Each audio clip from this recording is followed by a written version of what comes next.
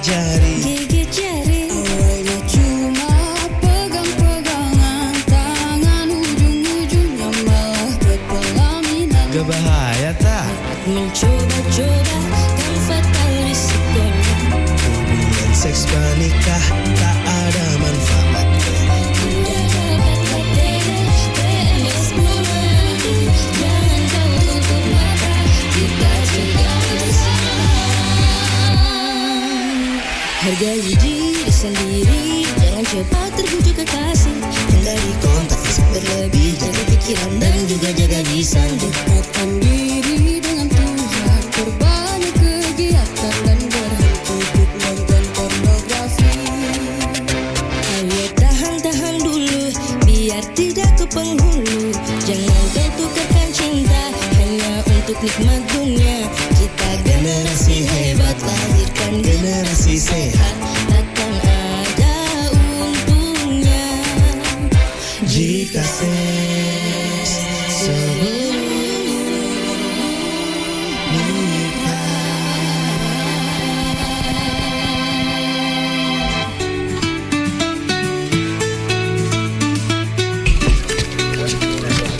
Denita, cantik banget hari ini. Kenapa nggak sering-sering pakai rok kayak gitu? Bikin suasana kantor jadi seger nih. Tolong berhenti Roy, itu nggak pantas. Bercanda kok, nggak usah baper. Bercanda? Tidak, itu adalah pelecehan seksual. Banyak orang mengalami hal seperti ini setiap hari dan ini tidak boleh dianggap remeh. Undang-Undang Tindak Pidana Kekerasan Seksual UU TPKS melindungi setiap orang dari pelecehan baik verbal maupun fisik. Ingat, pelecehan seksual bisa terjadi di mana saja dan itu adalah tindakan yang melanggar hukum. Jika Anda atau orang yang Anda kenal khususnya perempuan dan anak menjadi korban pelecehan seksual, jangan diam. Laporkan ke Sapa 129 atau WhatsApp ke 08111 129 129 yang siap mendengarkan dan membantu Anda. Lawan pelecehan seksual. Jangan biarkan pelaku bebas dari jeratan hukum. Pesan ini disampaikan oleh Kementerian Pemberdayaan Perempuan dan Perlindungan Anak Republik Indonesia dan Jaringan Radio Komunitas Indonesia.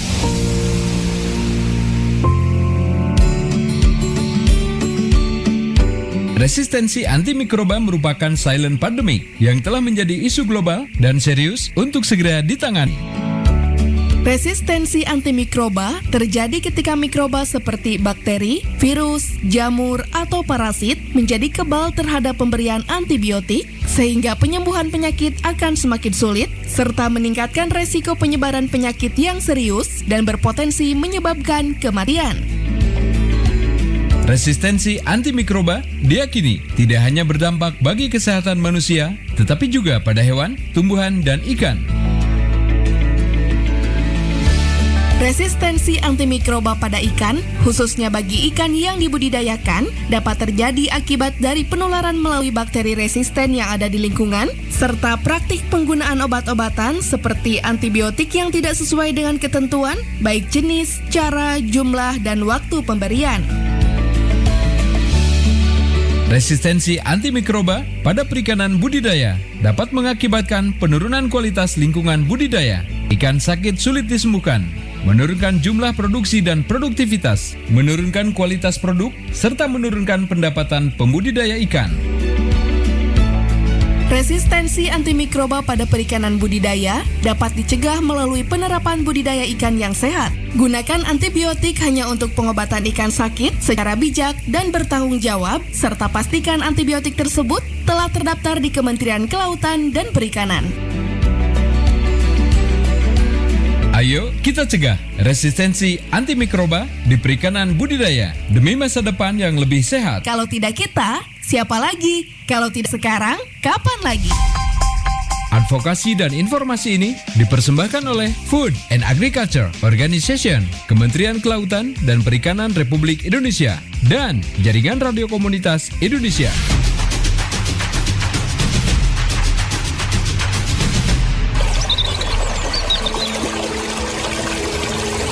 Halo Albi, kamu tahu nggak? Kalau ikan itu kaya akan protein, asam lemak omega 3, vitamin, serta mineral. Emang kelebihannya bagi tubuh buat apa saja? Dengan mengkonsumsi ikan secara rutin, maka dapat menjaga kesehatan jantung dan otak kita. Selain itu, akan mengurangi resiko penyakit mata serta menjaga kesehatan tulang dan sendi. Wah, ternyata banyak juga ya manfaat mengkonsumsi ikan bagi tubuh kita. Betul sekali, Bi. Makanya, proses budidaya itu menjadi sangat penting dalam menghasilkan produk perikanan budidaya yang sehat dan berkualitas. Proses budidaya harus dilakukan secara baik dengan memperhatikan berbagai aspek, salah satunya aspek kesehatan ikan dan lingkungan. Proses budidaya yang baik antara lain harus diawali dari pemilihan lokasi yang tepat, lalu penggunaan benih ikan yang berkualitas, pemberian pakan ikan yang terdaftar di KKP, dan penggunaan obat-obatan terdaftar yang sesuai dengan peruntukannya, serta rutin melakukan monitoring penyakit ikan. Tapi Mak, sesuatu yang sehat itu kan harus diawali dari proses yang sehat juga ya? Iya, Bi. Dan saat ini, Kementerian Kelautan dan Perikanan melalui kebijakan ekonomi biru terus berupaya mengembangkan perikanan budidaya yang ramah lingkungan dan mengedepankan aspek keseimbangan ekologi agar perikanan budidaya dapat menjadi sumber pangan berkelanjutan serta memberikan manfaat ekonomi bagi masyarakat dengan tetap menjaga dan melindungi ekosistem dan lingkungan. Oh, gitu ya, Mak. Udah lihat proses budidaya ikan yang kurang baik belum, Bi? Jangan ya, Dek ya. Budidaya ikan yang sehat dan bertanggung jawab dapat memberikan manfaat bagi masyarakat dan menjaga kelestarian lingkungan. Mari wujudkan masa depan yang sehat dan berkelanjutan. Advokasi dan informasi ini dipersembahkan oleh Food and Agriculture Organization, Kementerian Kelautan dan Perikanan Republik Indonesia, dan Jaringan Radio Komunitas Indonesia.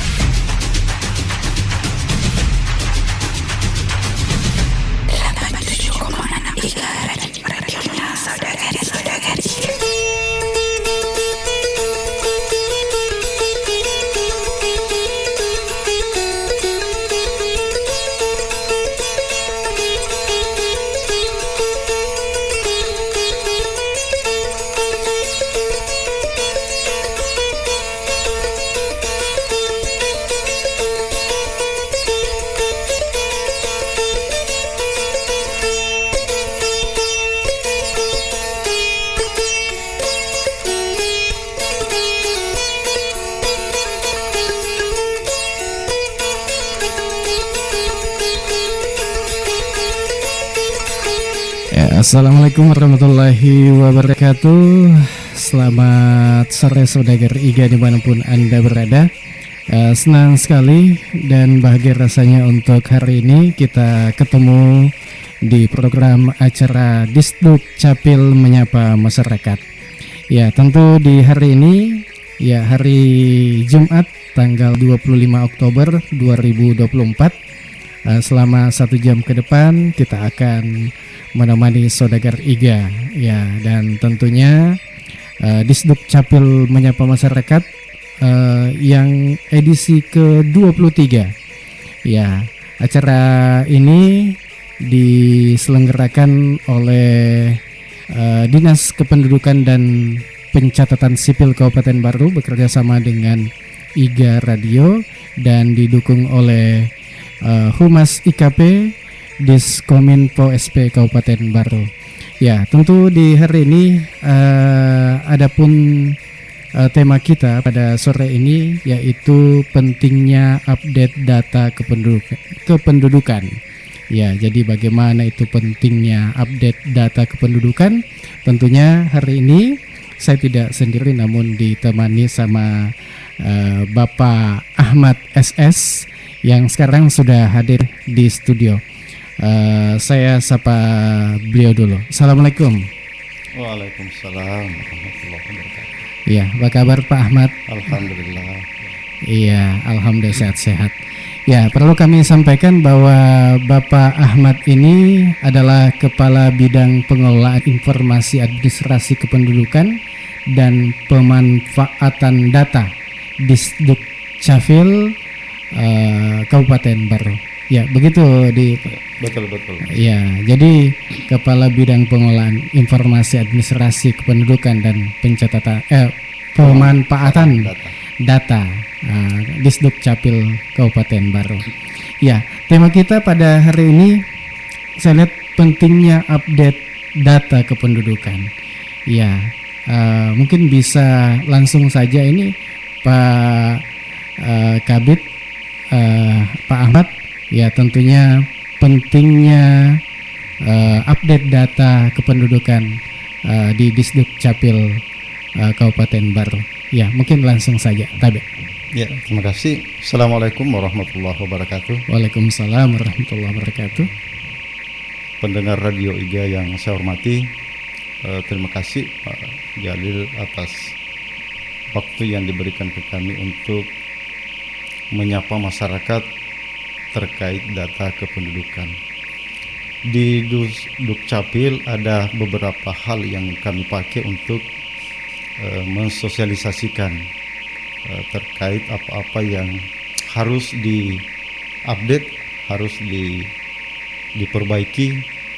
Itu kami sudah melakukan di semua kelurahan, desa, bahkan di beberapa tempat seperti sekolah.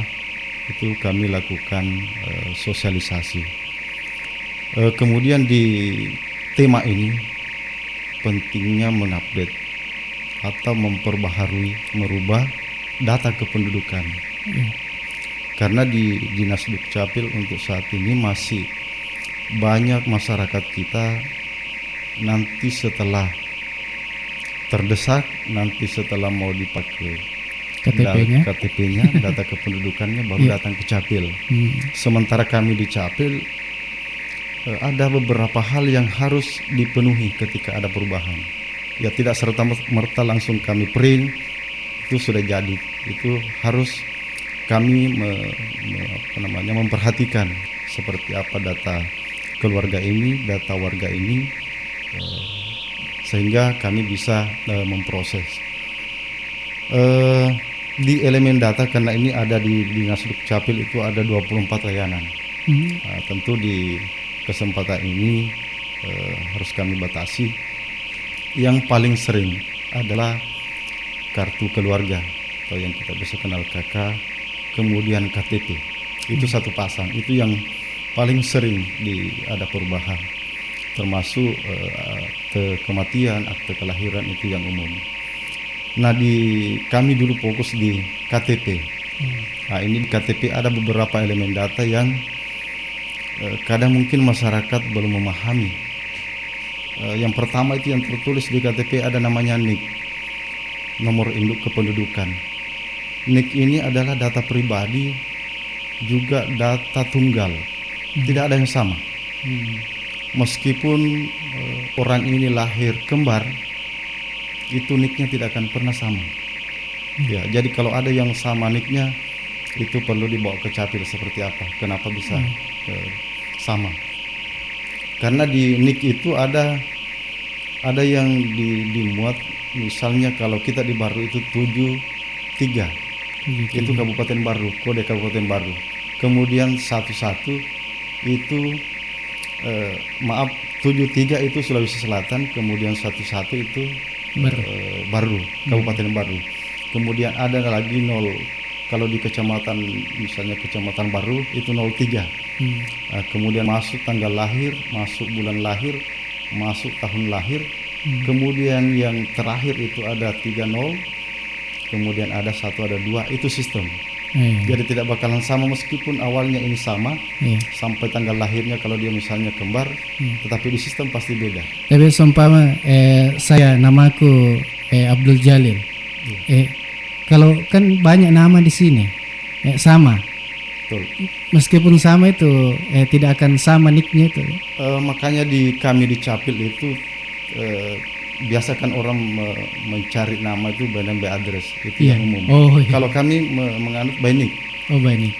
Kalau nick yang diklik itu tidak pasti mengarah ke satu orang. Ya, beda kalau kita hanya mengetik nama, itu pasti ribuan orang yang muncul nama yang sama. Tapi kalau nick yang sudah diklik pasti satu orang. Ya, bahkan kalau ada 2 itu tadi pasti aneh, pasti dicari kenapa bisa ada yang sama. Ya, saya kira itu. Kemudian berikutnya sekarang ini ada aturan lagi bahwa dulu kan kalau misalnya orang lahir biasa nama kampung. Ya taruhlah misalnya kalau di Bumi. Iya. Nah, sekarang ini ada aturan harus langsung kabupaten, langsung baru. Ya jadi kalau ada yang lahir sekarang ini anak kita, cucu kita, itu langsung baru, kabupaten barunya. Ya, bukan nama kecamatan, bukan nama desa, ya, nama kampung. Nah, ini yang biasa masalah. Iya. Masalah biasa ada perbedaan antara ijazahnya, kemudian berkas-berkas lain, itu kadang langsung ke capil. Kenapa bisa seperti ini? Bahkan kalau yang lebih parah lagi, itu kita arahkan ke pengadilan. Ya, karena kita tidak bisa merubah lagi kalau tidak kuat punya dasar. Tapi kalau bagaimana itu kalau terlanjur maksudnya kan yang dulu-dulu ini terlanjur sumpama lalak bata Ya. Bagaimana, apakah diubah itu diubah lagi atau bagaimana? Tidak harus. Tidak harus, cuma disarankan anak yang kita lahir sekarang ini. Ya, itu disarankan untuk nama langsung kabupaten. Nama langsung kabupatennya. Ya. Kemudian di elemen KTP itu Pak yang terbaru, dia harus menginput juga RT-nya. Ya, itu kan kadang biasa di KTP kita yang biasa kita kantongi itu karena tidak tertulis RT. Ini sekarang ini ada aturan baru harus ada tertulis RT-nya di situ. Kemudian ini diharapkan kami di Dinas Dukcapil diharapkan semua elemen yang bisa dilengkapi di dalam elemen data kependudukan khususnya di KTP itu dilengkapi, misalnya golongan darah. Ya, sebisa mungkin kita mencari tahu golongan darah kita, dan itu bisa langsung diganti di Dinas Dukcapil kita punya KTP. Kalau misalnya ada elemen yang kita harus kita mau rubah, ya kita langsung bawa ke Capil, wah saya mau ganti karena sebelumnya tidak ada golongan darah tertulis, bisa kita rubah. Oh, bisa gitu. Iya, tapi yang penting ada perubahan. Maksudnya apa yang harus dibawa ke sana ke bawah? Ada bukti. Ya, biasanya kan ada dari kalau puskesmas ada golongan. golongan darah. Ya, itu yang kita masukkan. Kemudian di elemen data itu kami juga sering menerima penyampaian. Ada biasa kita temukan KTP yang ada masa berlaku tertulis. Ya, masa berlaku sampai 2017 misalnya. Itu aturan yang terbaru itu secara otomatis berlaku. Jadi meskipun ada tertulis itu masa berlaku di KTP, tetapi di aturan yang terbaru biar tidak diganti itu akan berlaku. Jadi tidak mesti tidak mesti diikuti yang ada di KTP. Kecuali kalau ada perubahan bisa itu akan hilang. Akan hilang deh. Iya. Kemudian berikutnya ini yang di KK juga ini Pak yang banyak sekali masalah. Salah satu cirinya sehingga kami mengharapkan diupdate itu ciri-ciri KK yang kita miliki. Kalau di rumah tak masih ada yang berwarna biru, ini kan KK itu ada yang sebelumnya berwarna biru. Itu kami memastikan bahwa kemungkinan besar itu mau diupdate. Mau diperbaharui, mau diganti. Kenapa mau diganti? Karena di dalamnya itu ada, kalau misalnya ada anak kita di situ yang pada saat penginputan di KK warna biru itu mungkin saja di situ tertulis belum sekolah atau dia sekolah. Nah, kalau sekarang karena dicetaknya itu pada tahun 2017, 2018, maka itu anak kita pasti sudah tamat. Ya, bisa jadi sudah menikah. Nah, sehingga kalau ada yang seperti itu bisa langsung diganti. Dan kemudian kami di Dinas Dukcapil Kabupaten Baru untuk saat ini satu-satunya kabupaten yang melayani kependudukan sampai tingkat desa, kelurahan itu baru ada di Kabupaten Baru. Ya, bahkan sudah hampir semua desa, kelurahan itu bisa mencetak sendiri. Ya, kecuali ada 2 yang tidak bisa dicetak. KTP dengan KIA, kartu identitas anak. Oh, iya. Karena itu ada alat khusus yang cukup mahal sehingga hanya ada di Dukcapil.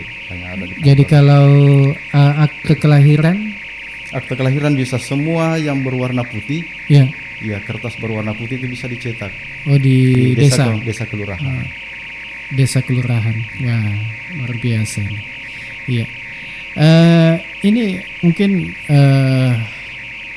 ini kan temata ini pentingnya update data kependudukan ini. Yeah. Mengapa ini pembaharuan data kependudukan menjadi hal yang sangat penting untuk masyarakat? Ya. Yeah, apa yang dampaknya jika data tidak diperbaharui? Data yang dipakai oleh Capil, yang dikeluarkan oleh Capil adalah data yang dipakai oleh semua lembaga, ya, termasuk misalnya BPJS, ya, termasuk instansi-instansi terkait, pendidikan, desa, kecamatan. Itu data yang dibutuhkan adalah data dari Dukcapil. Nah, kalau data yang kami sajikan tidak terupdate, nah, maka data yang disajikan itu, maka data yang dipakai oleh instansi tentu tidak sesuai. Ya, meskipun kami juga sebenarnya menyadari bahwa data yang kami sajikan tidak 100% benar. Nah, tetapi setidaknya kami setiap saat memperbaharui. Misalnya begini, Pak. Yeah. Di data pendidikan kita itu pada saat kami sajikan menjadi buku, misalnya taruh lagi misalnya IPM, Indeks Pembangunan Manusia, kemudian disajikan menjadi buku, di situ tertulis berapa jumlah tingkat pendidikan misalnya, tapi misalnya sarjana, SMA. Nah, kalau ini tidak terupdate, misalnya harusnya sudah sarjana, tetapi dia masih tertulis di situ SD, maka itu yang disajikan. Ya, itu yang disajikan. Ya, jadi tidak terbaru, bukan lagi. Ya, tidak seperti kenyataannya. Ya, menjadi masalah ketika data tahun lalu kemudian data tahun ini berbeda, sama, hampir sama. Itu kan menjadi pertanyaan, kenapa bisa tingkat pendidikannya misalnya orang baru seperti ini, padahal kenyataannya maka yang bermasalah ini Capil, data Dukcapil, karena kami yang sajikan. Ya, belum lagi itu, Pak, yang ini baru tingkat pendidikan, belum lagi orang yang meninggal. Nah, ini orang yang meninggal, Pak, ini yang betul-betul banyak permasalahan yang ditimbulkan. Ya, termasuk di data BPJS, ya, data-data bantuan. Nah, ini kalau hanya kami di Dinas Dukcapil tidak bisa mematikan orang kalau tidak ada laporan dari keluarga. Meskipun kami lihat bahwa ini orang sudah meninggal, tapi kalau tidak ada laporan, maka data ini, orang ini secara data dia masih hidup. Ya, itu meskipun meninggal. Tapi ya, jadi harus ini juga peran dari masyarakat ini atau saudagar IGA atau pendengar ini. Betul. Ya, perlu disegerakan untuk apa yang terjadi di keluarga ta. Ya, apa itu kalau ada anggota keluarga tak meninggal, ya segera langsung laporkan ke pemerintah setempat. Betul. Ya, begitu mungkin. Ya, jadi saudara Riga dimanapun Anda berada, masih tentunya kita bincang-bincang atau masih di acara Disdukcapil menyapa masyarakat ini terkait dengan pentingnya update data kependudukan. Ya, ini mungkin apa saja ini dampak negatif bagi warga yang tidak memperbaharui data kependudukan? Ya, dampak negatifnya ini bagaimana? Ya, sebenarnya begini, Pak, terkait ini khusus yang data kematian ini. Ya. Di beberapa sosialisasi kami temukan dengan berbagai macam juga alasan, tetapi yang mendasar itu terkait dengan bantuan. Ya, salah satu alasannya kalau misalnya kebetulan kepala keluarganya meninggal, kemudian melaporkan kematiannya, maka kakaknya berubah. Ya, karena nomor KK berubah ketika kepala keluarga meninggal karena lari ke misalnya istrinya atau yang dibawanya. Maka secara otomatis penerima bantuannya tidak terbaca. Maka bisa jadi tidak mendapat bantuan. Nah, ini menjadi masalah. Tetapi ini sudah kami koordinasi dengan dinas sosial dan ternyata dinas sosial juga sudah ada di setiap desa kelurahan bahwa ketika ada yang seperti itu kami langsung input.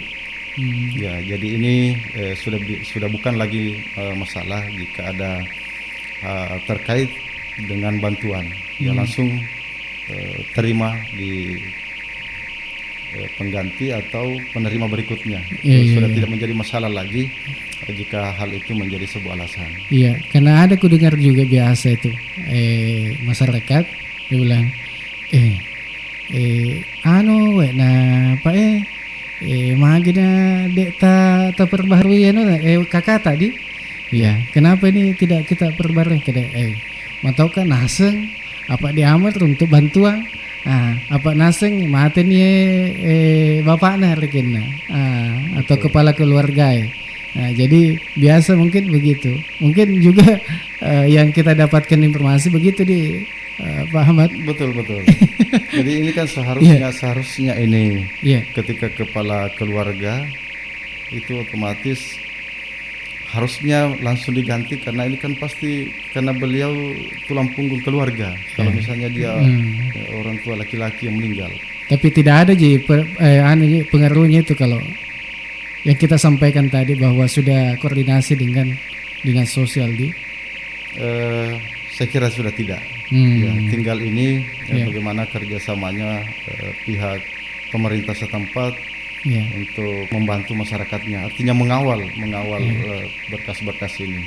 Iya, baik saudara Riga dimanapun Anda berada. Sebelum kita tentunya lanjut di acara kita pada kesempatan sore ini, sebelumnya mungkin kita break dulu. Jadi jangan kemana-mana, tetap saja bersama kami di IGA Radio.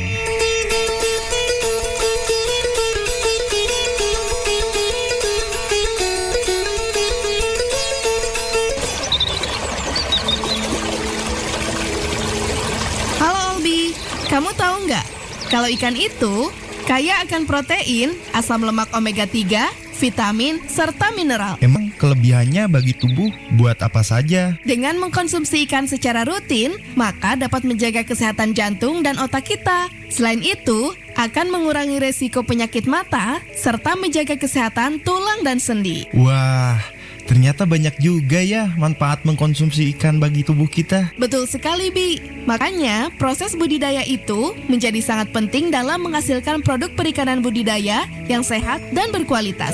Proses budidaya harus dilakukan secara baik dengan memperhatikan berbagai aspek, salah satunya aspek kesehatan ikan dan lingkungan.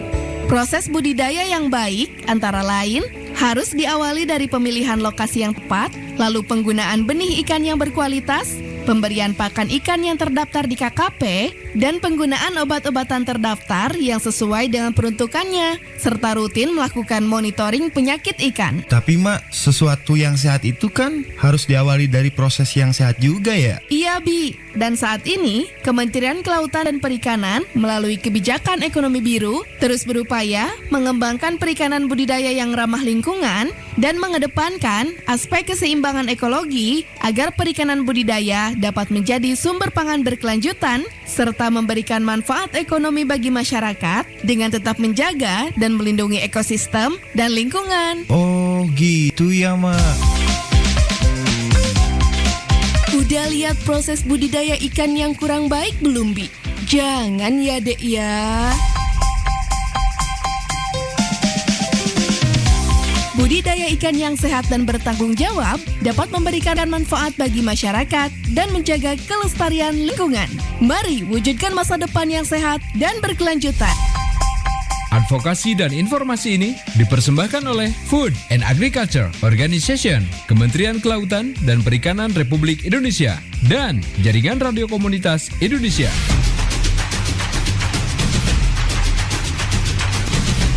Katanya mau masa depan yang cerah, pacaran aja kayak mama dan papa. Cari pasangan yang benar. Kalau nggak benar, rugi dong. Masa Masa muda dipenuhi godaan, banyak kisah miris bikin gigit jari. Gigit jari. Awalnya cuma pegang-pegangan tangan, ujung-ujungnya malah berpelaminan. Gak bahaya tak? Dekat mencoba-coba kan fatal risikonya. Hubungan seks pernikah tak ada manfaatnya. Udah dapat HTD, PMS menanti. Jangan kau tutup mata, kita cegah bersama. Hargai diri sendiri, jangan cepat terbujuk kekasih. Hindari kontak fisik berlebih, jaga pikiran dan juga jaga lisan. Dekatkan diri dengan Tuhan, perbanyak kegiatan dan berhenti nonton pornografi. Ayo tahan-tahan dulu, biar tidak ke penghulu. Jangan kau tukarkan cinta hanya untuk nikmat dunia. Kita generasi hebat, lahirkan generasi sehat. Takkan ada untungnya Jika seks sebelum nikah.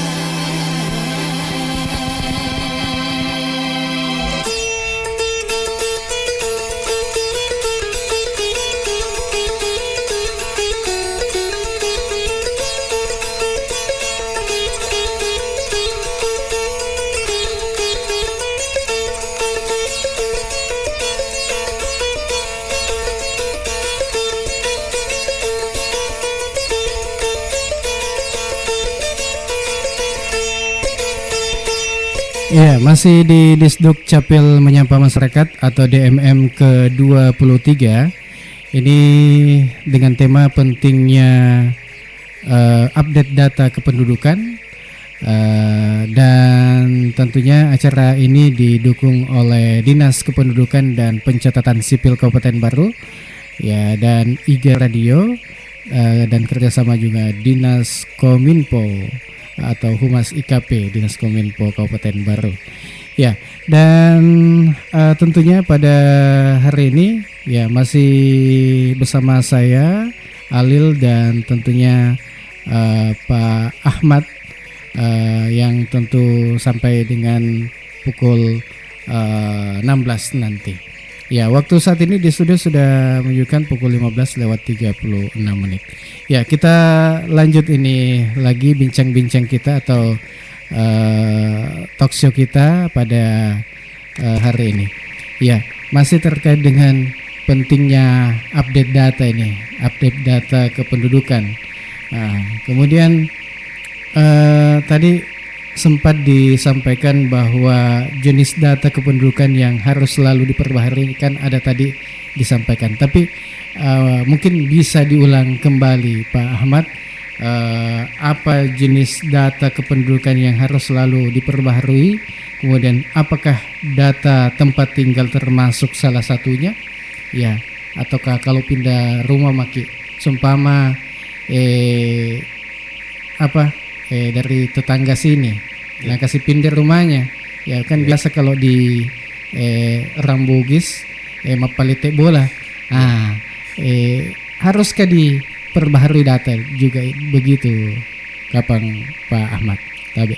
Ya, kalau yang terakhir tadi, pertanyaan terakhir ketika pindah, ya, kalau pindahnya tidak melewati misalnya RT, ya, atau kelurahan, itu tidak menjadi masalah. Ya, tetapi kalau dia sudah pindah sampai ke kelurahan atau ke desa lain, ini harus dilaporkan perpindahannya. Nah, ini juga kami wanti-wanti yang seperti ini. Ya, karena biasa kami temukan ada warga yang memegang 2 KTP.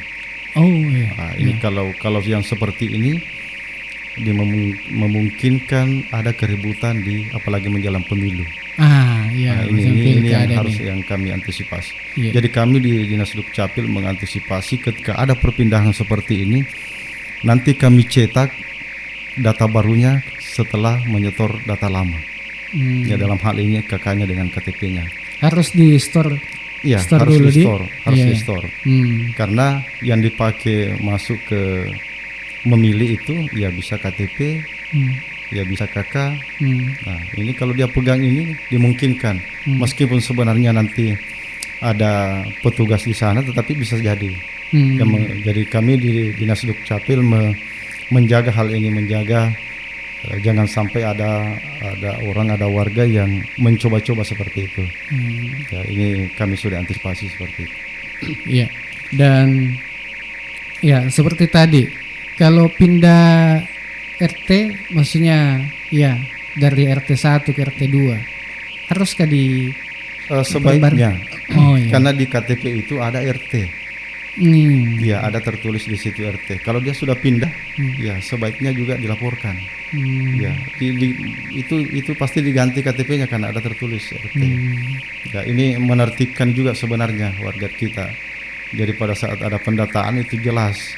Ya, jangan sampai seharusnya ini masuk RT 1 tapi ternyata kenyataannya ada di RT 2. Ya, ini perlu juga ini juga kami himbau juga kerjasamanya ke pemerintah setempat untuk melaporkan jika ada hal-hal seperti ini supaya data warga kita itu tertib. Ya, jangan ada yang orangnya ada di RT 2 tapi datanya ada di RT 1. Ya, ini. Ya, tetapi jauh yang termasuk tadi yang bagian dari update itu, Pak. Ya, saya kembali ke masalah KK, jenis KK, kartu keluarga yang warna biru tadi itu. Ya, sebaiknya dilaporkan ke kantor desa, perlihatkan kantor desa dan sampaikan bahwa apakah kakak saya ini perlu diperbaharui. Ya, karena ciri-cirinya tadi. Nah, yang terbaru itu dia berwarna putih. Ya, dia berwarna putih, kemudian tanda tangannya tanda tangan elektronik. Ya, dia barcode. Ya, bahkan kelebihannya ini barcode, Pak. Ketika kita scan pakai HP yang kita Android itu muncul datanya, muncul data kita di dalam situ. Kalau yang warna biru itu dia tanda tangan manual. Nah, ini juga biasa yang banyak yang datang di Dukcapil untuk pengesahan. Kalau yang sudah barcode itu tidak perlu lagi ada pengesahan. Ya, tidak perlu lagi. Ya, kecuali yang warna biru itu yang tanda tangan manual itu ada pengesahan. Ya, baik. Kalau ini kalau memproses atau bagaimana proses seperti apa proses memperbaharui data kependudukan bagi warga yang tinggal di daerah pelosok terpencil? Apakah dia ke Disdukcapil atau bagaimana? Langsung saja ke kantor desa kah atau bagaimana? Kalau di Dukcapil, Pak, sudah ada inovasinya yang bekerja sama dengan desa. Ya, desa, karena ini inovasi ini tujuannya menghemat, kemudian membantu masyarakat. Ya, jangan lagi masyarakat yang turun ke Capil. Ya, tentu taruhlah misalnya kalau dia dari Bulu-Bulu, dia dari Gatareng, kemudian langsung ke Capil, ternyata sampai di Capil tidak lengkap berkasnya, ini kan kesian masyarakatnya. Kalau di kantor desanya misalnya dia langsung di situ dia laporkan datanya, kalau ada yang kurang kan terlalu jauh kalau dia disuruh kembali. Ya, dan bahkan yang seperti ini, Pak, harapannya itu kami tidak ada lagi warga yang ke kantor Capil.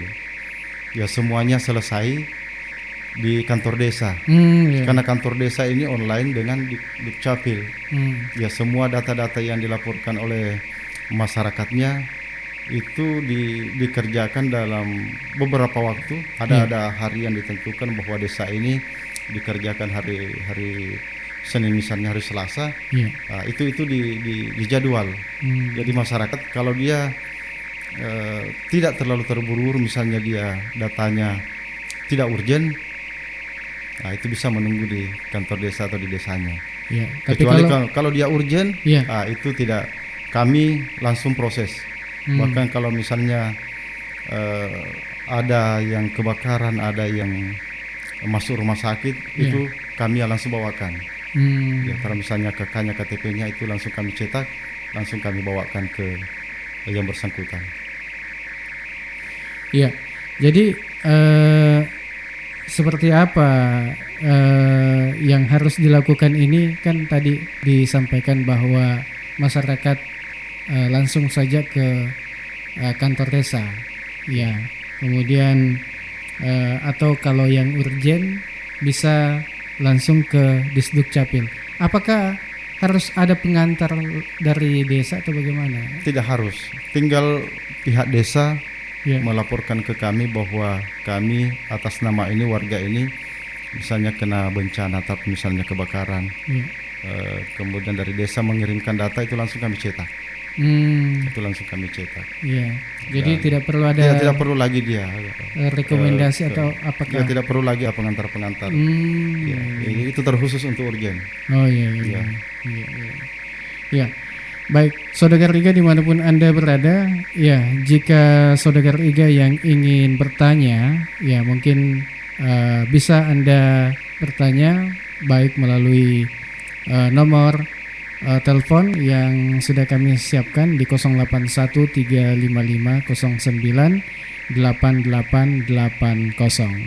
Ya, sekali lagi 081355098880. Ya. Di situ bisa mungkin Anda bisa mau WA pertanyaannya boleh, atau mau telepon juga bisa menghubungi kami. Ya. Dan kita lanjut ini.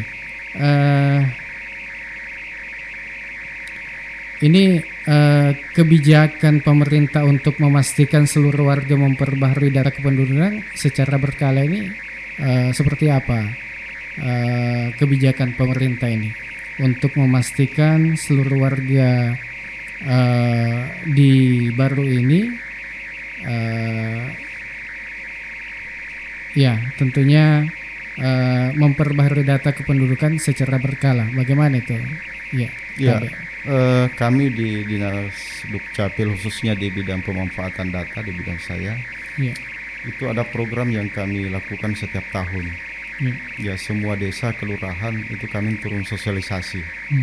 Kalau di tingkat kelurahan itu kami yang memprogramkan, dalam artian masuk di DPA kami turun. Kemudian kalau di desa yang programkan, kami menjadi pematerinya. Hanya di terkait dengan kesadaran masyarakat ini masih ditemukan masyarakat yang datang ke Capil nanti setelah mendesak. Nanti setelah dia mau pakai data kependudukannya baru mengetahui bahwa ternyata barang ini, KTP ini, KK ini harus diperbaiki, harus diperbaharui. Inilah menjadi di tantangan kami, bagaimana mensosialisasikan, menjelaskan masyarakat bahwa kalau data kependudukan seperti ini harus diperbaiki. Ya, kalau dia ciri-cirinya seperti ini, dia harus diganti. Ya, inilah yang kami lakukan setiap saat Pak di Dinas Dukcapil. Ya. Baik, kita terima dulu, kayaknya sudah ada yang telepon ini. Kita angkat dulu. Assalamualaikum, halo. Halo, assalamualaikum. Waalaikumsalam warahmatullahi wabarakatuh. Dengan siapa, di mana, Bu? Dengan Dengan Mama Buku, dengan Ibu Fatima Nur Hidayah. Oh, Ibu Fatima Nur Hidayah di mana? Pandange. Corawali. Ya. Oh, Corawali. Iya. Mungkin ada mau ditanyakan, Ibu Fatima? Ya, mau bertanya. Ini kan saya di sini kan sudah 8 bulan. Iya. Terus KTP-ku masih KTP Kutai Kartanegara. Iya. Sedangkan dia mau minta tolong dipindahkan di sini. Iya. Karena kan sudah menetap di sini begitu. Iya. Anunya ceritanya aku aja yang pindah, bapaknya tetap di Kalimantan begitu. Oh iya. Apakah bisa? Soalnya di sana udah nggak ada lagi yang bisa saya hubungi. Apakah saya bisa minta tolong di Capil di sini begitu? Soalnya nggak enakan juga kalau saya sudah lama di sini baru nggak punya KTP. Gitu. Harus punya KTP. Bisa nggak Pak minta tolong?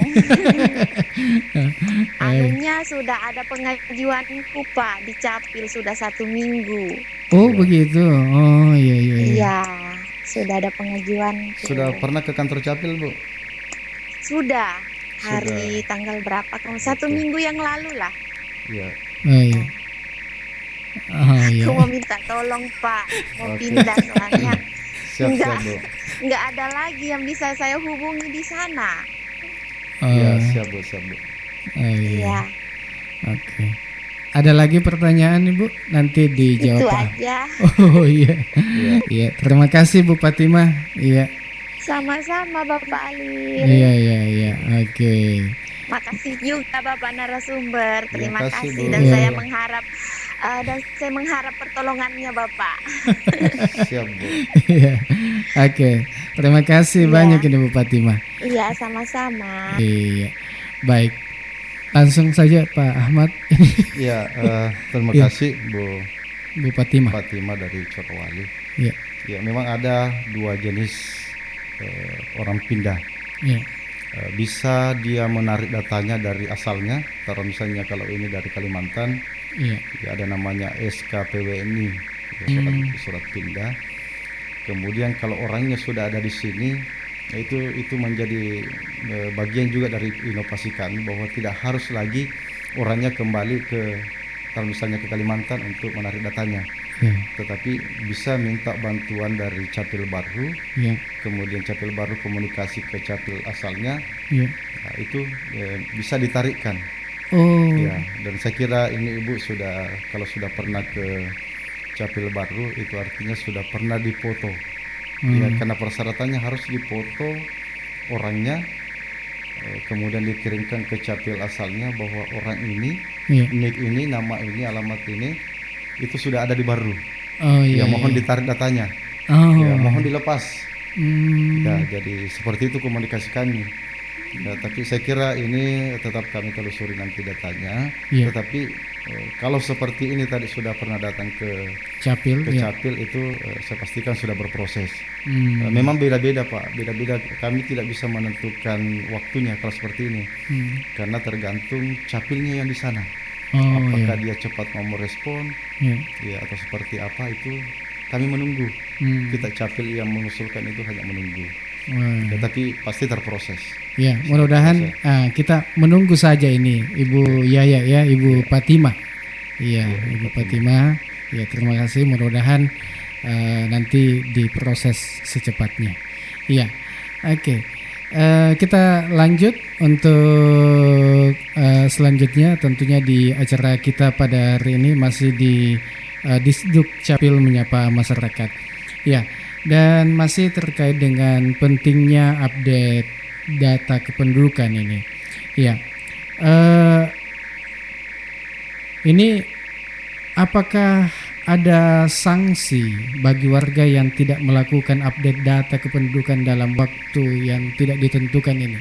Ya, apakah ada sanksi, Tabe? Ya, kalau soal sanksi Pak, Ya. tidak ada sebenarnya yang. Ya. Ya, artinya sanksinya menjadi permasalahan juga pada warga itu ketika terlambat.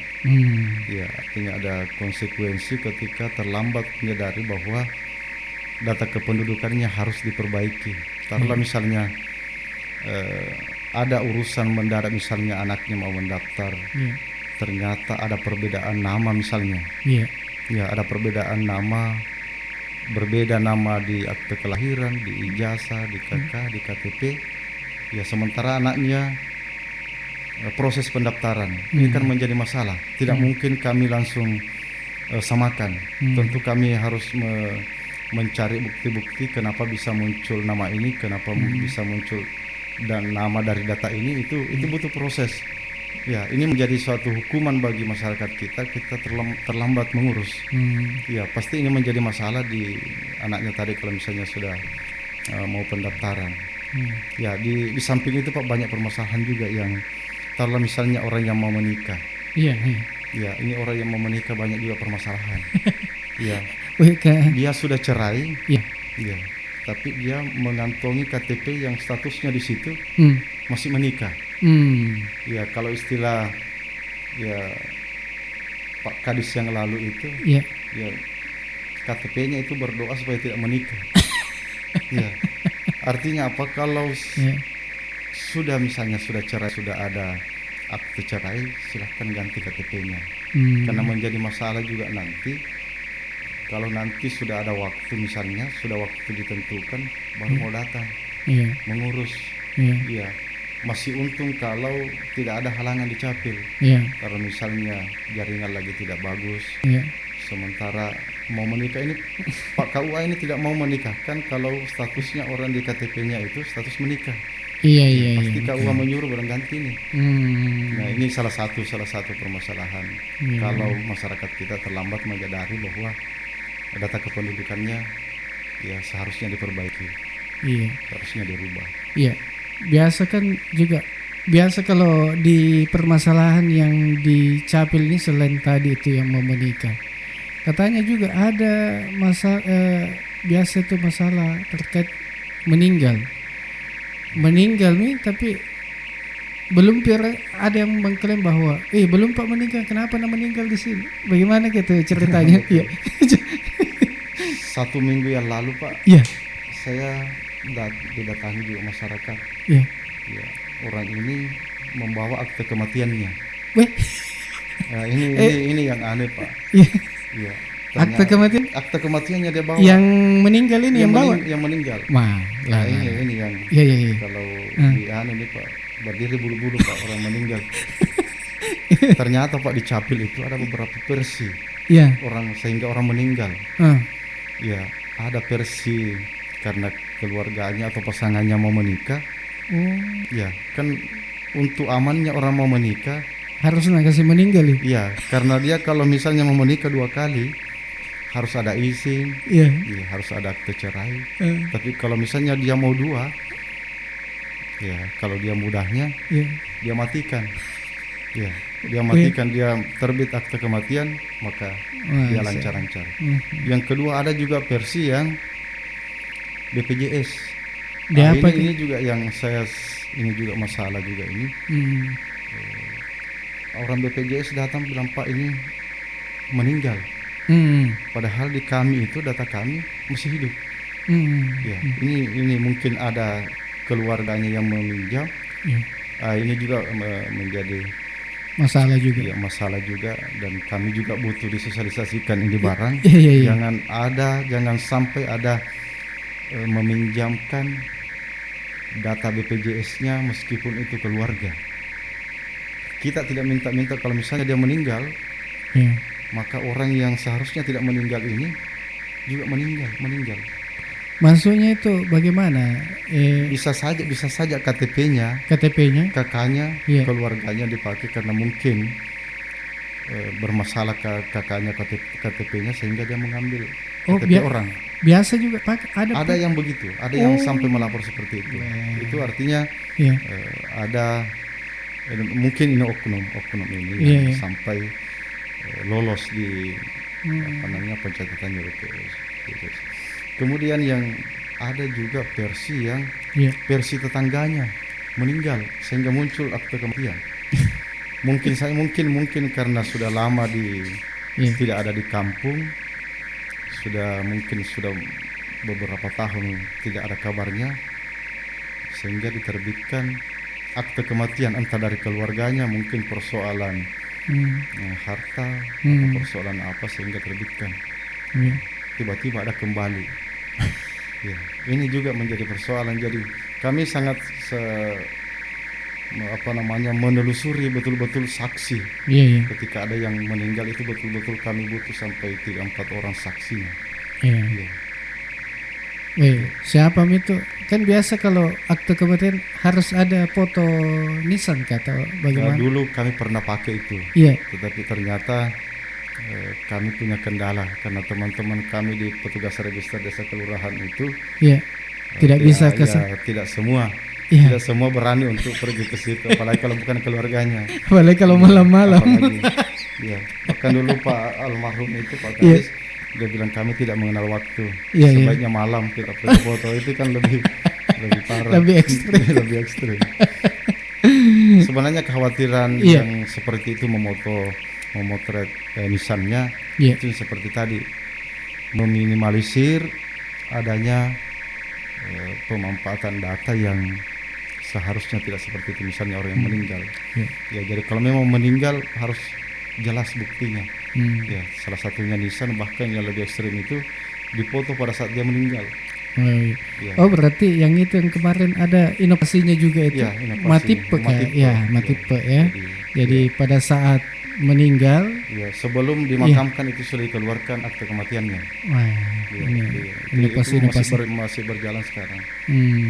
Iya. Baik, Saudara Riga dimanapun Anda berada, ya, kalaupun Saudara Riga yang mau bertanya mungkin masih ada, silakan bisa melalui WA atau bisa juga di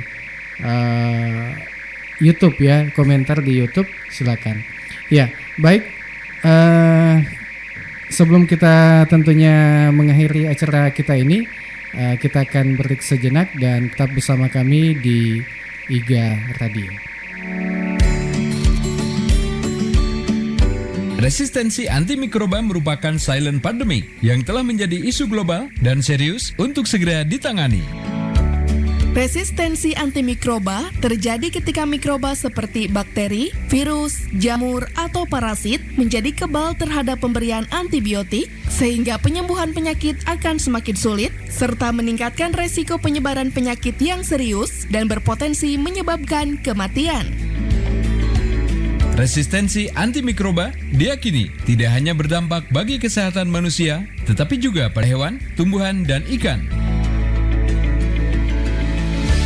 Resistensi antimikroba pada ikan, khususnya bagi ikan yang dibudidayakan, dapat terjadi akibat dari penularan melalui bakteri resisten yang ada di lingkungan, serta praktik penggunaan obat-obatan seperti antibiotik yang tidak sesuai dengan ketentuan, baik jenis, cara, jumlah, dan waktu pemberian.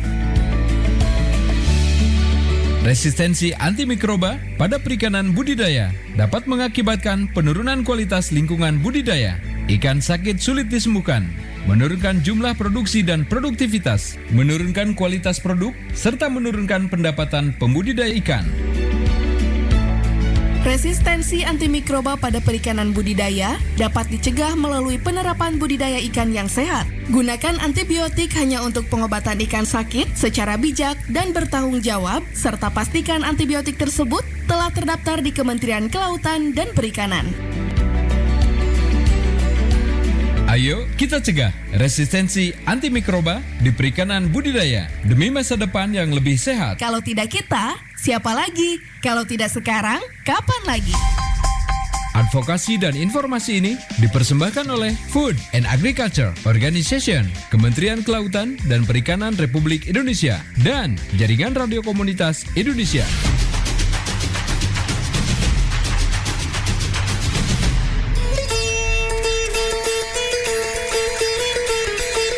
Ya, Saudara Riga dimanapun Anda berada, masih tentunya bersama kami di Disduk Capil Menyapa Masyarakat atau DMM ke edisi 23. Ya, masih terkait tema kita, pentingnya update data kependudukan. Ya, dan baik di sesi terakhir pada kesempatan hari ini tentunya di DMM ke 23 ini tentu mungkin ada yang ingin disampaikan ini di sesi terakhir ini. Kalau ada mungkin yang mau berkonsultasi ini, ya dia harus, apakah ada nomor yang bisa dihubungi atau bagaimana? Apakah bisa langsung ke Dinas Kependudukan Pencatatan Sipil? Ya mungkin mungkin disampaikan Pak Ahmad, silahkan. Ya, makasih Pak Fadil. Yang terkait dengan penanya tadi Ibu Fatimah, ya, itu bisa langsung ke Dinas Dukcapil di lantai 3, bisa ketemu saya. Oh iya. Ahmad. Karena kalau kita mau bahas di sini terlalu panjang. Karena ini tentu kami mencari data-data kelengkapan dari data kependudukannya, mulai dari KK-nya, KTP-nya, kemudian pertanyaan-pertanyaan selanjutnya, kenapa sehingga begini tidak sama suami ke sini. Iya. Tentu kami menanyakan semua. Iya. Tentu tidak cukup waktu kalau kami menanyakan itu di sini. Jadi kami kalau mau konsultasi bisa langsung ke lantai 3 di MPP. Di iya. Oke. Mungkin ada pesan-pesan ini yang ingin disampaikan kepada masyarakat ya sebelum kita akhiri tadi. Yang kami harapkan ke masyarakat pendengar Radio IGA adalah mengupdate data kependudukannya, melihat, mencermati, atau bahkan bisa menanyakan atau membawa data kependudukannya ke kantor desa kelurahan untuk memperlihatkan bahwa apakah data kami ini sudah terbaharui, ya, atau sudah data yang kami pegang ini data yang sesuai, ya, karena jangan sampai di dalamnya ada anaknya misalnya sudah menikah, kemudian sudah keluar dari KK itu tapi ternyata yang tertulis masih ada, nah itu juga. Kemudian pendidikannya, kemudian anggota keluarga yang sudah meninggal, ya karena yang ini yang keluarga yang sudah meninggal kemudian tidak diterbitkan akte kematiannya, maka semua data-datanya yang dipakai taruhlah misalnya di BPJS, di KPU itu masih hidup. Makanya biasa kita kalau mau pemilu masih ada daftar panggilan untuk memilih orang yang sudah meninggal. Nah, itu ciri-cirinya bahwa orang ini tidak melaporkan. Ya, karena harus dilaporkan ke Capil bahwa keluarga kami ini sudah meninggal. Ya, itu baru kami terbitkan. Ya, kalau itu tidak terlaporkan maka datanya masih hidup. Ya, itu harapan kami, bantu kami untuk memperbarui data kependudukannya sehingga data yang kami sajikan baik itu menjadi buku atau ke instansi-instansi yang membutuhkan itu data yang baik. Ya. Baik, saudara Riga dimanapun Anda berada, ya itu tadi bincang-bincang kita dengan Bapak Ahmad SS dari Dinas Kependudukan dan Pencatatan Sipil Kabupaten Baru. Bapak Ahmad ini adalah Kabid, maksud kami Kabid pengelolaan, bidang pengelolaan informasi administrasi, kependudukan dan pemanfaatan data ya maksud kami data Disduk Capil Kabupaten Baru. Ya, baik, terima kasih banyak ini atas kedatangan Tak. Ya, sebelum kita pamit, mohon kesediaannya Saudagar IGA untuk membacakan Al-Fatihah untuk mantan atau Kadis Disduk Capil, yaitu Bapak Nasruddin, ya, yang tentunya pada acara Disduk Capil menyapa masyarakat ini beliau yang menyelenggarakan, ya, merintis pertama Disduk Capil menyapa masyarakat, ya, dan saat ini sudah ke edisi ke-23, ya. Al-Fatihah.